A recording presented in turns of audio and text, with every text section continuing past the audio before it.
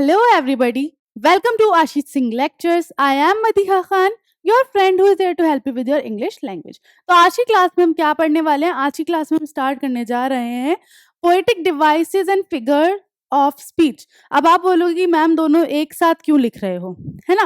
तो देखो क्या होता है कि बहुत से फिगर ऑफ स्पीच जो होते हैं वो हम पोएटिक डिवाइसेस की तरह यूज करते हैं, है ना? तो इसलिए हम पोएटिक डिवाइसेस और फिगर ऑफ स्पीच को एक साथ पढ़ेंगे बिकॉज दोनों का फंक्शन सेम है और बहुत से लोग इन्हें सेम कंसिडर भी करते हैं बट थोड़े बहुत ही डिफरेंट होते हैं, लेकिन फंक्शन सेम है और हमें बेसिकली पोएटिक डिवाइसेस ही सीखने हैं, तो हम उन्हें इसलिए इस तरीके से सीखेंगे. तो without further ado let's get started. अब देखो पोएटिक डिवाइसेस और फिगर ऑफ स्पीच है तो इसमें कोई ना कोई तो डिफरेंस है ही. तो वो क्या है वो देखो पहले. Poetic devices include the way words rhyme, sound lines of poetry together and create rhythm when spoken. अब देखो पोएटिक डिवाइसेस से क्या होता है, जैसे रिपीटेशन हो रही है, मैच कर रहे हैं, वर्ड्स राइम कर रहे हैं, जैसे फ्लाइंग और क्राइंग, ऐसे जो राइम कर रहे हैं, एक रिदम जो बनती है ना पोएम में, जैसे हम बोलते हैं twinkle twinkle little star how I wonder what you are. तो देखो कैसे रिदम भी बन रही है और राइमिंग भी हो रही है. तो पोएटिक डिवाइसेस क्या करते हैं, ये सारी चीजें करते हैं. Whereas figure of speech is a word or phrase having different meaning than its literal meaning. अब यहाँ पे देखो क्या होता है कि भाई जैसे कोई और ही मीनिंग निकल के आ जाता है बात का, है ना? जो उसका रियलिटी में मीनिंग होता है उससे बिल्कुल कुछ अलग ही मीनिंग निकल के आ जाता है. It conveys meaning by identifying और comparing one thing to another. जैसे हमने पढ़ा है भाई कहाँ अगर हम फॉग वाली पोएम की बात करें तो फॉग को किससे कंपेयर किया गया है? किटन से, है ना? बिल्ली के बच्चे से कंपेयर किया गया, उसके पैरों से कंपेयर किया गया कि फॉग इस तरीके से आता है जैसे छोटा बिल्ली का बच्चा चुपके चुपके से आता है ना? तो ये जो सारी चीजें होती है ना, ये दोनों चीजें मिलके ही हमारी एक पोएम में काम आती है, इसलिए हम दोनों को एक साथ ही पढ़ेंगे. तो चलो फिर स्टार्ट करते हैं. अब देखो कुछ पोएटिक डिवाइसेस और फिगर ऑफ स्पीचेस हैं जो मैंने यहाँ लिख रखे और इनको हम आगे जानेंगे. तो देखो एक होता है इसमें एलिट्रेशन, अल्यूजन, एनाफोरा. एनाफोरा का जस्ट ऑपोजिट होता है एपिस्ट्रॉफी, एंटीथीसिस, ऑजोनेंस, ऑसिंडेटॉन, कॉन्सोनेंस, इमेजरी और इन्वर्जन. आज ये पढ़ेंगे हम, है ना? अब देखो इसके अलावा जो फिगर ऑफ स्पीचेस हैं जो इनकी तरह ही काम करते हैं, पोएटिक डिवाइसेस की तरह ही काम करते हैं, वो क्या क्या हो गए? Hyperbole, metaphor, onomatopoeia, oxymoron, personification, refrain, rhyme, repetition, simile और अपोस्ट्रोफ. ठीक है, तो ये सारे मिलके एक तरीके से हमारी पोएम में सारे जो है फंक्शन कर रहे हैं और पोएम बना रहे हैं, तो इनको हम एक साथ ही पढ़ेंगे. ठीक है, तो भाई पहला देखो क्या है, एलिट्रेशन. अब एलिट्रेशन क्या होता है? Alliteration is a literary device that emphasizes on repetition of a particular consonant in the first syllable in a series of word.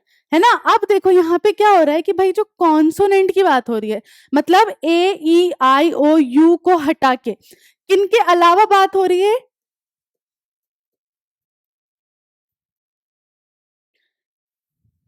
इनको हटा के जो बाकी सारे बचे हैं हमारे कॉन्सोनेंट्स, उनका जो साउंड होता है वो जब रिपीट होता है तो वो आपका क्या कहलाता है? एलिट्रेशन. दिस इसका एग्जांपल देखो, जैसे हमारे टंग ट्विस्टर होते हैं. टंग ट्विस्टर में क्या होता है? अच्छा वो वाला टंग ट्विस्टर पता है ना सबको, Betty bought the butter but the butter was bitter, Betty bought more butter to make bitter butter better. तो इसमें देखो क्या हो रहा है, बी का साउंड बार बार आ रहा है ना? तो यही वाली चीज होती है जो आपकी एलिट्रेशन कहलाती है, जिसमें आपका जो कॉन्सोनेंट का साउंड है ना वो बार बार रिपीट हो रहा है. देखो इसके एग्जांपल जैसे Peter Piper picked a pack of pickled papers, ये टंग ट्विस्टर है एक तरीके से, है ना? दूसरी चीज इसमें सिर्फ कॉन्सोनेंट का अल्फाबेट मैटर नहीं करता, उसकी जो आवाज आ रही है ना, जो साउंड आ रहा है, साउंड मैटर करता है ना? जैसे सी और के दोनों का अगर हम जैसे पढ़ते हैं तो ज्यादा साउंड क्या होता है? क में आता है ना? जैसे इसका एग्जांपल देखो, Kim comes to cut colourful kites. सबका साउंड क्या आ रहा है? सबका साउंड आ रहा है यहाँ पे क. तो साउंड मैटर करता है, इसलिए ये वाला एग्जांपल यहाँ आएगा. तो कभी भी जब साउंड के हिसाब से आपका कॉन्सोनेंट रिपीट हो रहा है ना, तो वो आपका क्या कहलाता है? एलिट्रेशन कहलाता है. एक एग्जांपल देखो, we felt dreary and dismal in the darkness of the night. तो देखो डी कितनी बार कैसे रिपीट हुआ, साउंड जो आ रहा है ना उस तरीके से बात हो रही. साउंड क्या आ रहा है? यहाँ पे ड का साउंड आ रहा है हर उसमें, इसीलिए, है ना? यहाँ पे प का साउंड आ रहा है इसलिए. तो ये जो कॉन्सोनेंट्स है ना, वोवल हटा के जो होते हैं सारे कॉन्सोनेंट्स जो बचते हैं, उनकी रिपीटेशन जो होती है उस पे इस तरीके से ये काम करता है ना? और दूसरी फिर आता है आपका एल्यूजन. अब एल्यूजन क्या है? एल्यूजन है एक रेफरेंस और सजेशन टू अ हिस्टोरिकल और वेल नोन पर्सन, प्लेस और थिंग. एक रेफरेंस दे रहे हो आप, कोई ऑलरेडी बहुत फेमस चीज है, कोई पुरानी चीज है उसका, जैसे she showed up looking like Venus. अब वीनस क्या है? एक फेमस चीज है, एक बहुत पुराने समय से चलती आ रही है ना। तो यहाँ पे क्या हुआ, जो इस तरीके के वर्ड्स होते हैं ना, जैसे don't open the Pandora's box, तो पेंडोरास बॉक्स जो है हिस्टोरिकली आ जाता है। This was our declaration of independence. तो ये देखो सारी फेमस या हिस्टोरिक चीजें है ना, जानी मानी चीजें जिन्हें हर कोई जानता है। वीनस को कौन नहीं जानता है ना। इंडिपेंडेंस हमारा हिस्टोरिकल साइड पे आ गया, पेंडोरा बॉक्स भी हमारा हिस्टोरिकल साइड पे आ गया। तो ये जो सारी चीजें है ना, ये जो चीजें आती है किसी भी पोयम में, वो क्या कहलाती है आपकी? एल्यूजन। कि भाई यहाँ पे जो हुआ है एल्यूजन यूज किया गया, एल्यूजन वाला पोएटिक डिवाइस यहाँ यूज हुआ है। समझ आ गया? देख लो एक बार, आ जाओ नेक्स्ट। अब है एनाफोरा। अब एनाफोरा क्या है भाई? Anaphora is a rhetorical device used to emphasise meaning while adding rhythm to a passage। अब क्या हो रहा है कि भाई मीनिंग भी देगा, ऐसा नहीं कि कुछ भी अनशन चल रहा है और रिदम बनाने के लिए डाल दो, तो नहीं, रिदम भी बरकरार है और उसका एक मीनिंग भी निकल के आएगा लाइन का। तो वो क्या होता है आपका? Anaphora. Its repetition can set a tone, rally a crowd and focus attention on the points। तो भाई जब ये कोई चीज का मीनिंग दे रहा है तो इसका मतलब क्या है कि वहां पे तुम्हारा अटेंशन ड्रॉ कर रहा है ना। तो जो ऐसी वाली लाइंस होती है ना जिसमें आपका अटेंशन कहीं ड्रॉ हो रहा है, कोई रिदम बन रही है साथ में, वो क्या होते हैं आपके एनाफोरा। जैसे देखो इसमें जेडी सेलिंगर ने कब क्या यूज किया है, देखो ये यूज हुआ है यहाँ पे, it rained on his lousy tombstone and it rained on the grass on his stomach, it rained all over the place. तो यहाँ पे देखो क्या हुआ है, तुम्हारा जो सारा ध्यान है ना वो कहाँ डाला गया है? बारिश की तरफ। कि देखो हर जगह बारिश हुई है। कहाँ कहाँ बारिश हुई है भाई? लाउजी टम्बस्टोन पे हुई है, घास में हुई है, और हर जगह बारिश हुई है। तो ये जो बार बार रिपीट होके जो तुम्हें ये अटेंशन दे रहा है ना, मेंशन कर रहा है बार बार इस पॉइंट को, ये तुम्हारा क्या होता है? एनाफोरा। इसका एक एग्जांपल देखो, जो बर्नार्ड ने लिखी है आई रिमेम्बर, उसमें से देखो एक ये पैरा है।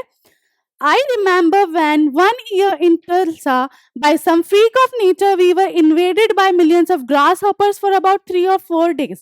I remember downtown whole sidewalk areas of solid grasshoppers.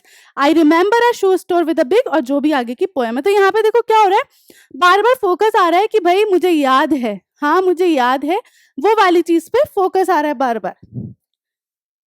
ठीक है, ये इस तरीके से आपका होता है एनाफोरा। क्लियर? अब आता है एपिस्ट्रॉफी। एपिस्ट्रॉफी क्या है? एनाफोरा का जस्ट ऑपोजिट है।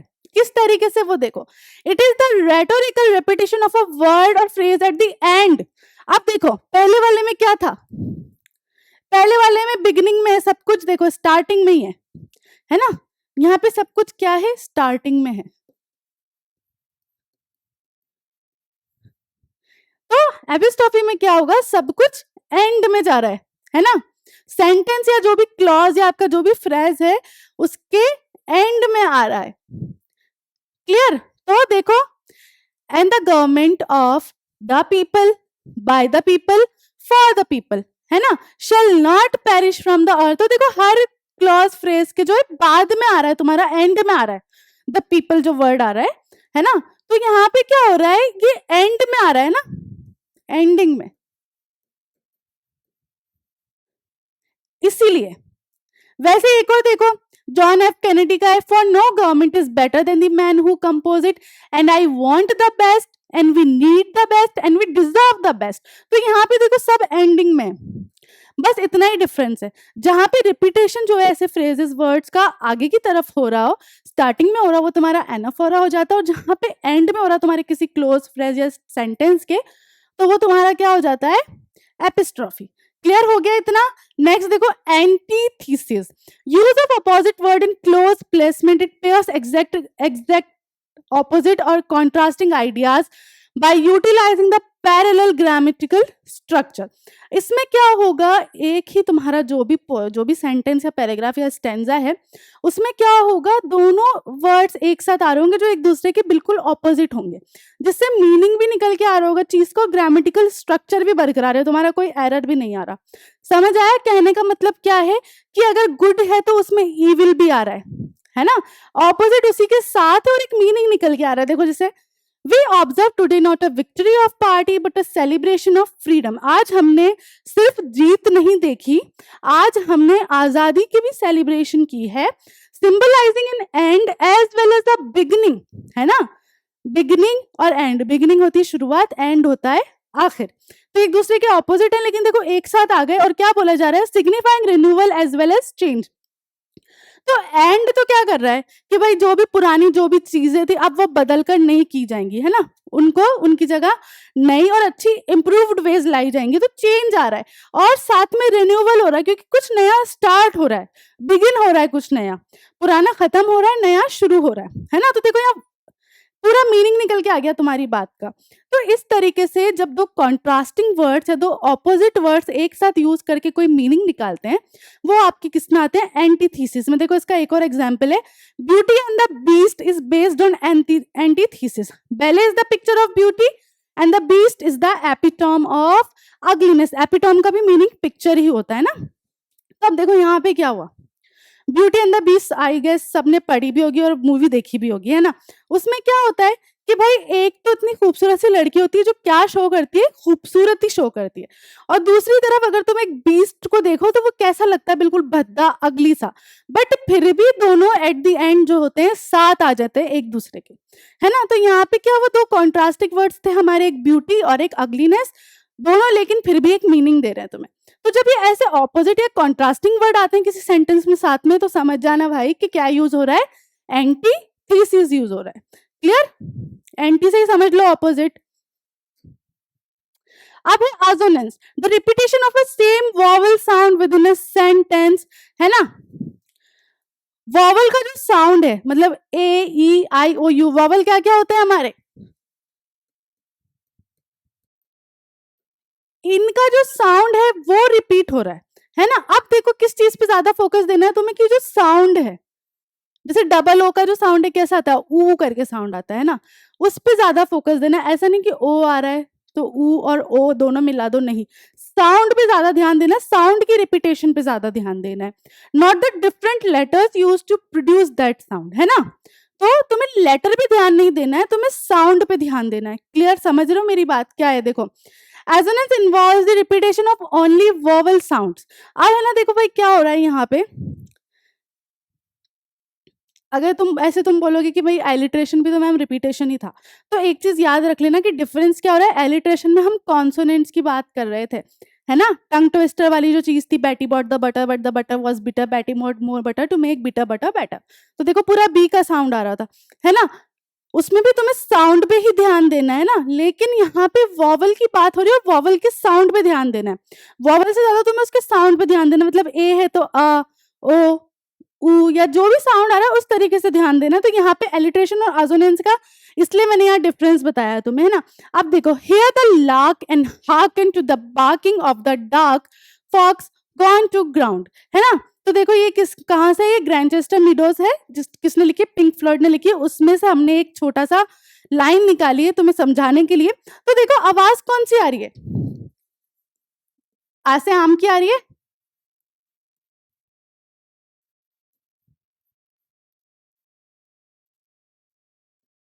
तो तुम्हें इस पे ध्यान देना है, समझ आया। अब देखो, O Romeo Romeo wherefore art thou Romeo. अब तुम बोलोगे मैम ये क्यों नहीं लिया, क्योंकि हम आवाज पे ध्यान दे रहे हैं, ओ पे आवाज पे ध्यान दे रहे हैं हम, है ना। तो देखो यहाँ पे भी ओ आ रहा है, आउ नहीं है, ये ओ है, ओ से ओखली, यहाँ पे भी यही है, यहाँ पे भी यही है, यहाँ पे भी यही है, और यहाँ पे भी ओ है। तो तुम्हें साउंड पे ध्यान देना है ना, क्योंकि देखो यहाँ पे देखो दोनों मिलके ही साउंड दे रहे हैं, तो तुम्हें ये दोनों को कंक्लूड करना है। समझ आई कहने का मतलब, वॉवल पे उसके लेटर पे ध्यान नहीं देना, उसकी साउंड पे ध्यान देना है। समझ आ गई। इस तरीके से जो होते हैं, जो इस तरीके वाले होते हैं, वो तुम्हारे कौन से में आते हैं, असोनेंस में आते हैं। क्लियर हो गया, इतनी चीज समझ आ गया। चलो अब asyndeton, a writing style in which conjunctions are omitted between words, phrase or clauses yet maintain grammatical accuracy. अब यहाँ पे क्या हो रहा है कि भाई जो है ना, कंजक्शंस क्या होते हैं, जो दो वर्ड्स जोड़ते हैं ना, जैसे एंड हो गया, है ना, एंड क्या है हमारा, एक कंजक्शन है जो दो वर्ड्स या दो सेंटेंस सॉरी जोड़ रहा है। तो यहाँ पे क्या करता है, ओमिट करना मतलब उसको हटाई देना, मिस कर देना बिल्कुल, है ना। तो यहाँ पे देखो क्या हुआ, जैसे अपना एग्जाम्पल में an empty stream, a great silence, an impenetrable forest. तो यहाँ पे देखो ये जो यूज हो रहा है हमारा कॉमा, है ना, ये जो हमारा कॉमा यूज किया है हमने यहाँ पे, है ना, हर जगह पे देखो ये क्लियर, ये यूज करने से हमने क्या किया, एंड हटा दिया, वरना हम क्या करते, एंड लिखते, an empty stream and great silence an impenetrable forest, फिर नीचे वाली लाइन में आते thick and warm and heavy and sluggish, ऐसे लिखते हैं। तो यहाँ पे हमने क्या किया, वो जो एंड है ना, जो हमारा एंड है उसको क्या करा हमने, ओमिट कर दिया और क्या करा, कॉमा लगा दिया, है ना। तो जो ऐसे वाले आते हैं ना, जब ऐसी वाली लाइंस में ऐसे वर्ड्स आते हैं ना और ये चीज होती है, तो वो तुम्हारी क्या होती है, असिंडी टोन। जैसे it is a northern country, they have cold weather, they have cold hearts, है ना, एंड की जगह मैंने क्या करा, ये कॉमा पुट कर रखा है। तो ये जो कॉमास लग रहे हैं ना, ये तुम्हारे क्या हो जाते हैं, असिंडी टोन, जहां पे तुमने एंड हटाकर कॉमा लगा दिया। समझ आ गया इतना। अब देखो कॉन्सोनेंट्स, कॉन्सोनेंट्स के नाम से ही समझ आना चाहिए, कॉन्सोनेंट के साउंड की बात हो रही है कि अब रिपीटेशन किसका होगा, कॉन्सोनेंट के साउंड का होगा। लेकिन अब क्या है, यहाँ पे कहीं भी हो सकता है, मिड में, बिगिनिंग में, स्टार्टिंग में, कहीं भी हो सकता है। The focus in the use of consonants is on the sound made by consonant and not necessary letters themself. यहाँ पे जो साउंड आ रहा है ना, उस पे ध्यान देना, लेटर्स पे ध्यान नहीं देना। जैसे ऑड्स एंड एंड्स, है ना, best and bet, tea and toast. तो यहाँ पे देखो तुम्हारा जो साउंड है ना, उस पे ध्यान देना तुम्हें। जैसे ऑड्स एंड एंड्स, इसकी साउंड सुनो, ड की साउंड आ रही है सब में, ऑड्स एंड एंड्स, तो कौन सी साउंड आ रही है सब में, ड की साउंड आ रही है, इस पे ध्यान देना है। बेस्ट बेट, किसकी साउंड आ रही है, देखो इसमें बी और टी की, है ना, बेस्ट और बेट दोनों में बी और टी की साउंड आ रही है। वैसे टी एंड टोस्ट, तो किसका साउंड आ रहा है यहाँ पे, टी और टी का, तो टी एंड टोस्ट। तो तुम्हें ध्यान किस पे देना है कि जो साउंड आ रहा है, जैसे ट का साउंड आ रहा था इसमें, क्लियर। यहाँ पे तुम्हें ये नहीं ध्यान देना है कि भाई ये तो ई आ रहा है और उधर ओ आ रहा है। यहाँ पे तुम्हें ध्यान क्या देना है, कॉन्सोनेंट के साउंड पे, वॉवल के साउंड पे ध्यान नहीं देना है। वॉवल के साउंड के हिसाब से तो देखो यहाँ पे क्या हो रहा है, टी हो रहा है और यहाँ पे टो हो रहा है, इस पे ध्यान नहीं देना है। तुम्हें सिर्फ ये जो आगे चीज लग रही है ना, ट वाली, इस पे ध्यान देना है। समझ आ गया किस तरीके से करना है, सिर्फ कॉन्सोनेंट के साउंड पे ध्यान देना है, उसके साथ जो वॉवल लग के साउंड आ रहा है उस पे ध्यान नहीं देना है। क्लियर हो गई चीज, समझ आ गया इतना कि कॉन्सोनेंट्स में क्या हुआ, है ना। अब आ जाओ नेक्स्ट, इमेजरी। इमेजरी से ही समझ आ गया, कोई इमेज बनना, कोई इमेजिनेशन आना, है ना। जैसे the creation of any sensory effect like visual and auditory. कोई तुम्हें जैसे अब हम पोएम पढ़ते हैं, what a beautiful park it is, या ट्विंकल ट्विंकल लिटिल स्टार, तो क्या तुमने ट्विंकल ट्विंकल लिटिल स्टार दिन में देख लिए, नहीं, लेकिन तुम्हारे माइंड में इमेज बन जाती है कि हाँ भाई स्टार्स जो है वो ट्विंकलिंग कर रहे हैं, है ना। तो ये जो चीजें होती है ना, ये जो इस तरीके से पोएट्स पोएटिक डिवाइसेस यूज करते हैं जिससे हम हमारी इमेजिनेशन में चीजें क्रिएट करते हैं, वो सारी चीजें कहाँ आती हैं, आपकी इमेजरी में, है ना। देखो इसमें बहुत सारे, जैसे हमने बोल दिया द फूड वॉज डिलीशियस या द शुगर वॉज स्वीट, तो तुमने क्या इमेजिन किया कि हाँ भाई शुगर कैसी है, मीठी है ना। इस तरीके से जो होता है ना, तो तुमने यार टेस्ट का भी ध्यान दिया। तो ये जो सारी चीजें, इसमें देखो क्या क्या आता है, साइट देखना, तुम्हें बोल दिया कि भाई ब्यूटीफुल सा पूरा वहां पे लैंडस्केप है, तो तुमने इमेजिन कर लिया हाँ भाई ब्यूटीफुल। अब उसमें तुम्हें बोल दिया ट्रीज हैं, ग्राउंड है, ग्रीन ग्रास है, तो तुम इमेजिन करना शुरू कर दोगे। टेस्ट है, तो टेस्ट में तुम्हें बोल दिया कि भाई जो शुगर इज स्वीट या डोनट इज स्वीट, तो तुम इमेजिन करना शुरू कर दोगे कि हाँ भाई मीठा होगा, है ना। फिर स्मेल की बात करें तो the flowers were smelling so good, या फिर ये जो परफ्यूम है ना, ये इस तरीके से स्मेल कर रहा था, लिली की स्मेल आ रही थी, रोज की स्मेल आ रही थी, तो तुमने क्या किया, स्मेल फील करना शुरू कर दी कि हाँ भाई गुलाबों की स्मेल आ रही होगी परफ्यूम में से। ऐसे ही साउंड की भाई, जैसे ना उसने ड्रम बजाया तो थम करके आवाज आई, हैमर गिरा तो आवाज़ आई, है ना? या फिर वो हील से चली तो टिक-टॉक टिक-टॉक आवाज़ आई थी। तो तुम वो चीज़ें क्या करते हो, इमेजिन करना शुरू कर देते हो। ऐसे वर्ड्स, ऐसे पोएटिक डिवाइसेस यूज़ होते हैं, वो तुम्हारे किस में आते हैं, इमेजरी में। इसमें जो है साथ-साथ इमोशन एंड फीलिंग्स भी आ जाती है, जैसे रोमांटिक, सैड या हार्ट ब्रोकन, जो भी है एक्स वाई जेड, जिनसे क्या होता है लोग रोने भी लगते हो, कहते हैं ना हम, यार ये नॉवल बहुत इंटेंस है, ये नॉवल बहुत सैड है, ये नॉवल बहुत फनी है। तो वो इमोशंस कैसे आ रहे हैं, जब उसमें वो वर्ड्स, वो पोएटिक डिवाइसेस यूज हो रहे हैं, तभी आ रहे हैं, है ना? समझ आई ये चीज? देखो, her lips tasted as sweet as sugar, है ना? तो उसके लिप्स कैसे टेस्ट कर रहे थे, जैसे कैसे हो, चीनी जैसे मीठे हो। तो तुमने यहाँ इमेजिन करना शुरू कर दिया, हाँ भाई चीनी जैसे मीठे। फिर I came inside because the house smells like a chocolate brownie. House की खुशबू कैसे आ रही थी, जैसे कि चॉकलेट ब्राउनी की खुशबू आ रही हो, है ना? इस तरीके से बात हुई। Veronica was dressed to impress. Veronica ने जो कपड़े पहन रखे थे वो इसलिए पहन रखे थे कि वो सामने वाले को इम्प्रेस कर सके। The scanty scarlet lace dress clung to every curve. यहाँ पे देखो तुम्हें पूरा दे दिया कि भाई उसकी ड्रेस कैसी थी, लेस वाली ड्रेस थी, ऐसी होती है ना थोड़ी सी नेट टाइप की, वैसी वाली ड्रेस थी जो उसकी पूरी बॉडी पे गिर रही थी। तो तुमने पूरा इमेजिन कर लिया, हाँ भाई उसने किस तरीके से कपड़े पहने होंगे। तो ये जो वर्ड्स होते हैं ना, जो तुम्हें इमेजिन करने पे मजबूर कर देते हैं, वो होते हैं तुम्हारे इमेजरी, है ना? अब आ जाओ इन्वर्जन। इन्वर्जन से समझ जाओ, कुछ उल्टा कर दिया होगा, है ना? तो it is also known as anastrophe. The normal order of words is reversed, है ना? जो नॉर्मली चल रहे हैं वर्ड, उसका बिल्कुल रिवर्स कर देना, है ना? जैसे in order to achieve a particular effect of emphasis, it refers to the reversal of synthetically correct order of subjects, verbs and object in a sentence. देखो यहाँ पे क्या होता है, बेसिकली एक्टिव और पैसिव वॉइस वाली चीज खेली जाती है। जैसे अगर हम नॉर्मली क्या बोलेंगे, आई वॉज शॉक्ड, लेकिन हमें इसको क्या करना है, रिदम के साथ अगर बिठाना है, तो हमने क्या बोला, शॉक्ड आई वॉज। मीनिंग वही निकला कि भाई मैं ही शॉक्ड हुआ था, है ना, मैं ही चौंका था। लेकिन हमने क्या किया, जो सिंथेटिकली करेक्ट था उसको रिवर्स कर दिया।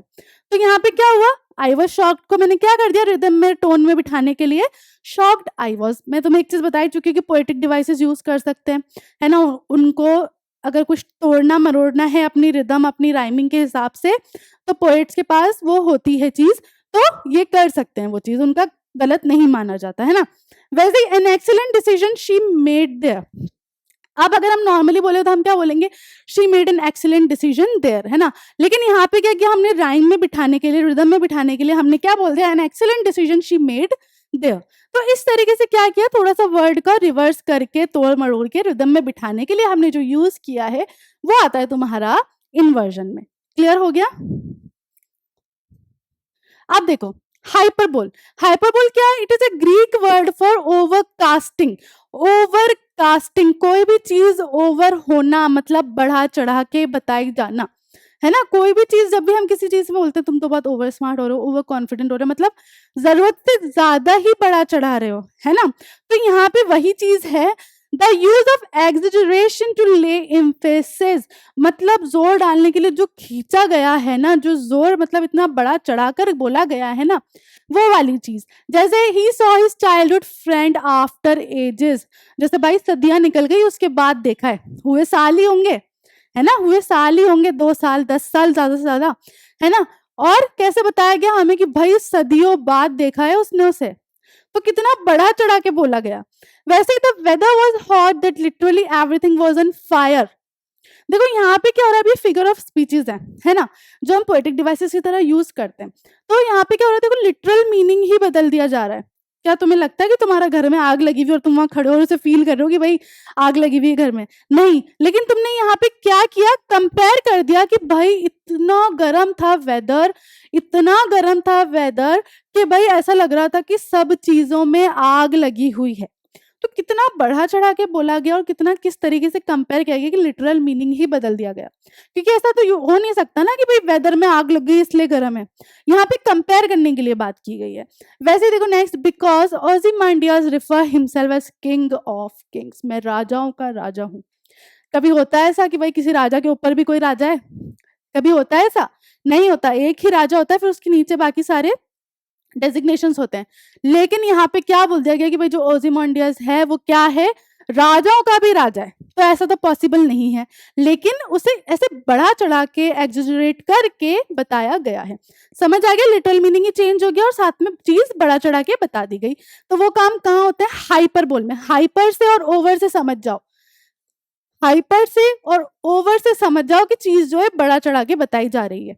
समझ आ गया? वैसे ही metaphor, it is indirect comparison by highlighting a particular quality of two things that are unrelated but which share some common characteristics। दो चीजें जो बिल्कुल अलग है ना, लेकिन कुछ चीज उसमें एक आध कॉमन निकल आई, ऐसी चीजों का कंपेयर किया गया इनडायरेक्टली, है ना। जैसे her voice is music to his ears, तो यहाँ पे क्या हो रहा है कि भाई जो उसकी जो वॉइस है वो उसे हैप्पी कर रही है ना।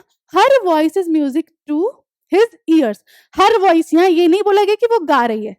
जैसे तुम्हें मेरी वॉइस अच्छी लगती है ना, बहुत से बच्चे बोलते हैं कि मैम आपकी आवाज बहुत अच्छी है, तो तुम्हारे लिए क्या हुई, my voice is music to your ears, but it doesn't mean कि मैं यहाँ गा रही हूँ, मैं तो पढ़ा रही हूँ, है ना। इस तरीके से बात की जाती है जो बिल्कुल रिलेट नहीं करती बट एक कॉमन मीनिंग निकल के आ जाता है। जैसे वॉइस और म्यूजिक में क्या कॉमन है? साउंड, है ना। वैसे laughter is the best medicine, laughter और मेडिसिन का कोई कनेक्शन ही नहीं है। लाफ्टर क्या है? हमारा इमोशन है, और मेडिसिन क्या है? दवाई है। लेकिन हंसने को क्या बोला गया है कि भाई सबसे अच्छी दवाई है, मतलब खुश रहो। इसका मतलब क्या होगा, तुम खुश रहोगे ना अंदर से तो तुम्हें कोई बीमारी होगी नहीं, तुम स्ट्रेस नहीं लोगे। इस तरीके से बात की गई। दोनों चीजें बिल्कुल रिलेट नहीं करती, बट दोनों से क्या हो रहा है, एक कॉमन चीज निकल के आ रही है कि तुम्हारी हेल्थ अच्छी रहेगी। हंसोगे, खुश रहोगे, स्ट्रेस फ्री रहोगे तो हेल्थ अच्छी रहेगी, और अगर इन केस कुछ है तो मेडिसिन लोगे तो भी अच्छे रहोगे। तो दोनों से क्या हो रहा है, तुम्हारी हेल्थ पे बात आ रही है। टाइम इज मनी, टाइम और मनी का कोई कनेक्शन नहीं है ना। टाइम अलग चीज है, मनी अलग चीज है। लेकिन टाइम इज मनी क्यों बोला गया है? टाइम इज मनी इसलिए बोला गया है कि भाई वक्त बर्बाद करोगे तो कमाओगे नहीं, और जितना वक्त उस चीज में लगाओगे उतना अच्छा कमाओगे। तो यहाँ पे किस पे बात आ गई? वेल्थ पे बात आ गई। इस तरीके से दो चीजें जो रिलेट नहीं करती उनका एक कॉमन सब्जेक्ट निकाल दिया जाता है और उन्हें यूज किया जाता है, तो वो चीज होती है तुम्हारी मेटाफर। क्लियर? अब होता है भाई हमारा एनोमेटोपिया। एनोमेटोपिया क्या है? A word which imitates the natural sound of a thing. It is the usage of sound words to create a dramatic effect. मतलब क्या हो रहा है यहाँ पे, मतलब होता है ना, वो देगा टीवी सीरियल, नहीं नहीं नहीं, है ना। तो यहाँ पे क्या होता है, साथ में धूमता ना ना ना, धूमता ना ना, वो साउंड चलता है ना, करेक्ट। तो उससे क्या होता है भाई, एक इफेक्ट क्रिएट होता है, भाई कुछ बहुत इंटेंस चल रहा है, कुछ बहुत इंटेंस।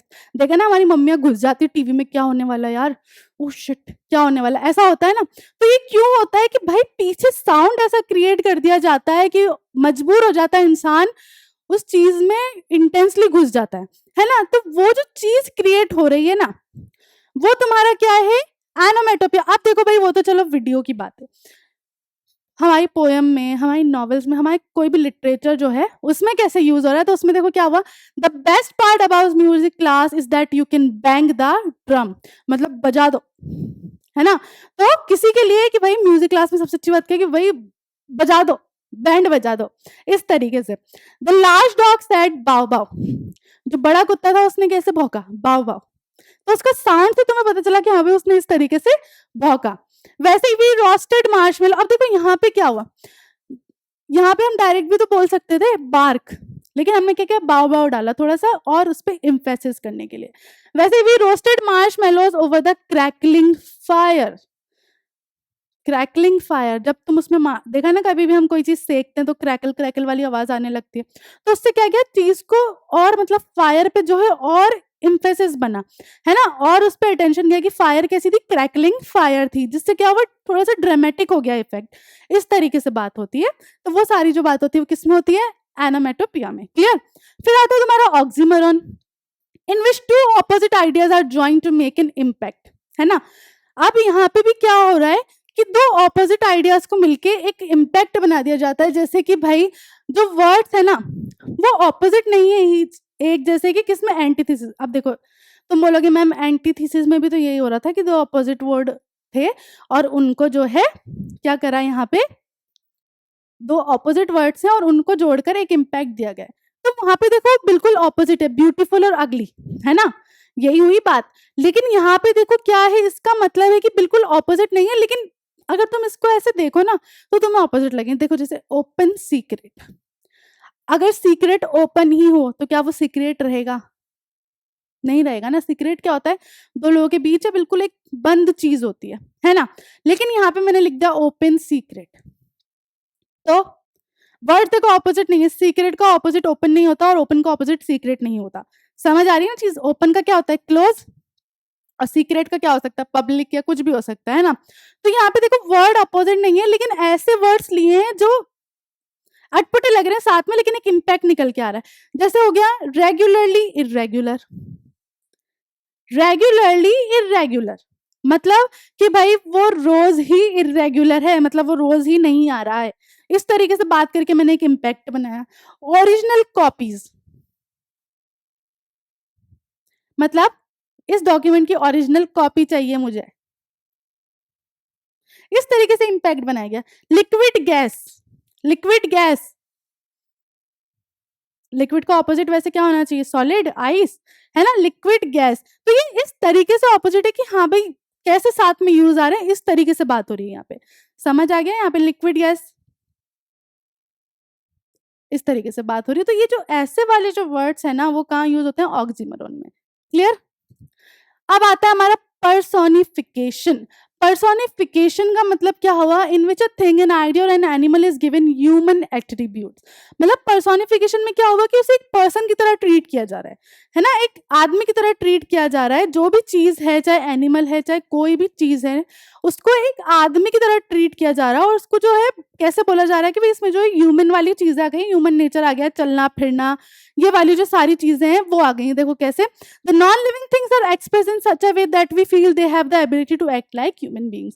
जैसे विंड हुई, है ना, या फिर हमने वो पढ़ा था चैप्टर, पोयम पढ़ी थी, उसमें अगर हम ट्रीज की बात करें तो ब्रांचेस वर क्रैप्टिंग, है ना, टूवर्ड्स विंडो।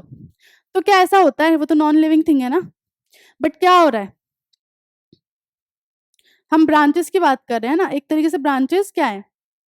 कोई वो खुद से ऐसे मूवमेंट तो नहीं दे रही है ना। लेकिन हमने क्या देखा यहाँ पर कि भाई अगर हम इसे पोयम में पढ़े तो हमें क्या लगा कि भाई ब्रांचेस जो है मूव करे, तो यहाँ पे क्या हुआ? उसे एक ह्यूमन एट्रीब्यूट दे दिया गया, है ना। वो वाली बात हो रही है। जैसे the watchful night wind as it went, तो रात को जो हवा चल रही थी उसको कैसा बताया गया? वॉचफुल, मतलब वो देख रही है सब चीजें। वैसे creeping along from the tent to tent, और जो हवा है ना वो क्या कर रही है? Creeping along from the tent to, मतलब इधर से उधर चढ़ रही है या जा रही है, इंसानों की तरह या एनिमल्स की तरह ऐसे हो रहा है। And seeming to whisper all is well, क्या तुम्हें लगता है कि एक नॉन लिविंग थिंग बात कर सकती है? लेकिन यहाँ हमने पोएम में इसे इस तरीके से दिखाया है कि भाई जो विंड है वो तुम्हारे कानों में खुसफुसा रही है, ऑल इज वेल, है ना। तो क्या किया जाता है कि ऐसी नॉन लिविंग थिंग्स को या एनिमल्स को क्या कर दिया जाता है? ऐसी एबिलिटीज दे दी जाती है उनके बारे में, ऐसा लिख दिया जाता है कि ऐसा लगता है कि भाई इंसान ही है, इंसान की तरह ही बात कर रही है, इंसान की तरह ही चढ़ रही है, चल फिर रही है, वो वाली चीज आ जाती है। देखो when he came out of his house, sorry, when he came out of the house of his deceased friend, everything looked to him to be weeping। मतलब सब चीजें वहां पे जो उसके घर से जब वो बाहर निकल के आया उसके दोस्त के जो, है ना, तो क्या हुआ यहाँ पे? उसे हर चीज कैसी लग रही थी? कि रो रही है। बट क्या नॉन लिविंग थिंग रो सकती है? हमारा जो आसपास का एनवायरनमेंट है क्या वो रो सकता है? नहीं। बट यहाँ पे क्या हुआ? हमें दे दिया गया, ऐसे ऐसे दिखा दिया गया। तो ये जो चीजें होती हैं वो क्या होती हैं? आपकी पर्सोनिफिकेशन होती है। जैसे जहाँ पे कोई भी नॉन लिविंग थिंग है उसे एक पर्सन की तरह ट्रीट किया जाता है। फिर आता है हमारा रिफ्रेन। रिफ्रेन क्या है? कोई वर्स, लाइन, सेट या ग्रुप ऑफ लाइन है जो रिपीट होती है रेगुलर इंटरवल में डिफरेंट स्टैंजास में। जैसे कि देखो, why are they here, where have they come from, what's the purpose behind, why are they here. तो यहाँ पे क्या हुआ? ये जो पूरा सेट ऑफ लाइन ये थी, ये सेट ऑफ लाइन नहीं है, ये हमारा क्या है? एक लाइन है या एक वर्स है ना। तो यहाँ पे क्या हो रहा है? देखो ये रिपीट हो रहा है। अब ये हर जगह रेगुलर इंटरवल पे रिपीट होगा। मतलब चलो ये इस स्टेंजा में आ गया 2 बार, अब नेक्स्ट फिर वो स्टार्टिंग में और एंड में आ जाएगा। तो ये जो चीज रिपीट हो रही है ना इस तरीके से रेगुलर इंटरवल के साथ, वो तुम्हारी होती है रिफ्रेन। जैसे देखो ये वाला, I do see the glory of morning, such a lovely beauty of flowers, please me, I do see the glory of morning. तो यहाँ पे भी देखो क्या हुआ, ये जो था हमारा पूरा, ये यहाँ पे रेगुलर इंटरवल पे रिपीट हो रहा है। तो ये जो इस तरीके से रिपीटेशन होती है ना पूरी पूरी लाइन की, है ना, वो आपकी कहाँ पे आती है? वो आती है आपकी रिफ्रेन में। समझ आ गया? आ जाओ नेक्स्ट। अब होती है rhyme. It is the pattern of rhyme that comes at the end of each verse or line in poetry. In other words, it's the structure of end words of a verse or line that a poet needs to create when writing a poem. जैसे वही twinkle twinkle little star, how I wonder what you are, है ना? तो star और are क्या कर गए, rhyme कर गए। तो वो क्या हुआ, उस लाइन में जो एंड के जो वर्ड्स थे उन्हें राइमिंग कर दिया गया, है ना, जिससे क्या हो रहा है, पोएम अच्छी लग रही है, रिदम बन रही है, उसमें टोन बन रही है ना। और फिर up above the world so high like a diamond in the sky. तो हाई और स्काई इनको राइमिंग में दे दिया बिल्कुल एंड में। तो यहाँ कहने का मतलब क्या है कि भाई जो राइम है उसमें क्या होता है कि बिल्कुल कोई भी लाइन या कोई भी वर्ड्स है उसके एंड में जो वर्ड्स आ रहे हैं वो कैसे होते हैं, आपस में राइमिंग होते हैं। जैसे the sun is shining bright today is a lovely, sorry this is a lovely sight, है ना। तो सन जो है वो चमक रहा है अच्छे से और जो दिन है वो कैसा लग रहा है, लवली लग रहा है। तो यहाँ पे क्या हुआ, ये दोनों राइम कर गए। You are like a day of May and I as worthless as hay. तुम कैसी हो एक मई के दिन की जैसे, मतलब जो ऐसी गर्मियों का जो स्टार्टिंग का दिन होता है वैसी, और मैं कैसा हूँ, सूखी घास जैसा। तो यहाँ पे क्या हुआ, कंपेयर भी कर दिया गया और राइमिंग हो गई। तो ये जो वर्ड्स होते हैं कहाँ आते हैं, राइम में आते हैं। फिर आता है आपका रिपीटेशन। रिपीटेशन से समझ जाओ भाई रिपीटेड यूज हो रहा है किसी भी वर्ड का या लाइन का। जैसे O captain my captain, rise up and hear the bells, rise up for you the flag is flung for you the bugle trills. और इसके अलावा जो भी, तो कहीं भी स्टार्टिंग में, बीच में, एंड में, कहीं भी जहाँ पे ये जो ऐसे जो है वर्ड्स, ग्रुप ऑफ वर्ड्स हैं वो रिपीट होते हैं, वो आप कहते हैं रिपीटेशन में।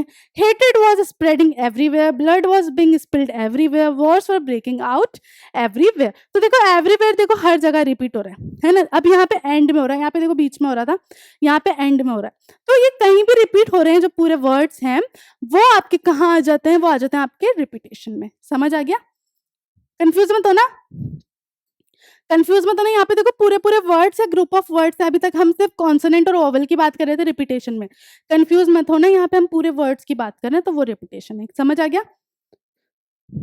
अब देखो सिमिली। सिमिली क्या होता है, एक kind of figure of speech है that shows a comparison, create similarities between two various things. या तो कंपेयर कर दिया या उनमें जो है कोई सिमिलैरिटी बता दी, कोई चीज सेम बता दी, तब हम क्या यूज करते हैं, similarly. Unlike a metaphor, a simile draws resemblance with the assistance of the word like or as, therefore it is a direct comparison. देखो उसमें क्या हो रहा था, इनडायरेक्टली कंपैरिजन हो रहा था दो चीजों का, है ना। एक तरफ फॉग की बात की, एक तरफ किटन की बात की, है ना।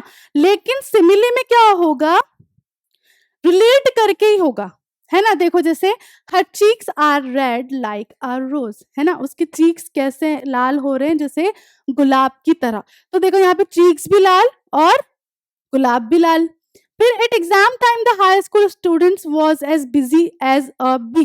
बी कैसी रहती हैं, बी देखना कभी भी हमेशा अपना काम करती रहेंगी, हनी बनाती रहेंगी, नेक्टार जो भी है करती रहती हैं अपना काम। When the teacher entered the class the 6th grade students were fighting like cats and dogs. तो यहाँ पे देखो क्या हो रहा है, ये डायरेक्ट कंपेयर करने के लिए हम ये वर्ड्स यूज कर रहे हैं, है ना। तो यहाँ देखो डायरेक्ट कंपैरिजन हो रहा है। तो क्या हुआ यहाँ पर, ये क्या हो गया, सिमिली। तो मेटाफोर और सिमिली में कंफ्यूज मत होना, यहाँ पे डायरेक्टली हो रहा है और रिलेट कर रही हैं चीजें, है ना। लेकिन वहां पर क्या हो रहा है, चीजें भी अलग है और इनडायरेक्टली उनको जोड़ा जा रहा है साथ में। ये डिफरेंस होता है सिमिली और मेटाफोर में। अब आता है आपका अपोस्ट्रॉफी। अपोस्ट्रॉफी क्या होता है, जो हम ये वाला मार्क नहीं लगाते हैं, एक्सक्लेमेशन मार्क, है ना। जैसे ओ ओ एक्सेट्रा, ये जैसे O coffee my sweet dark coffee, what would I do without you.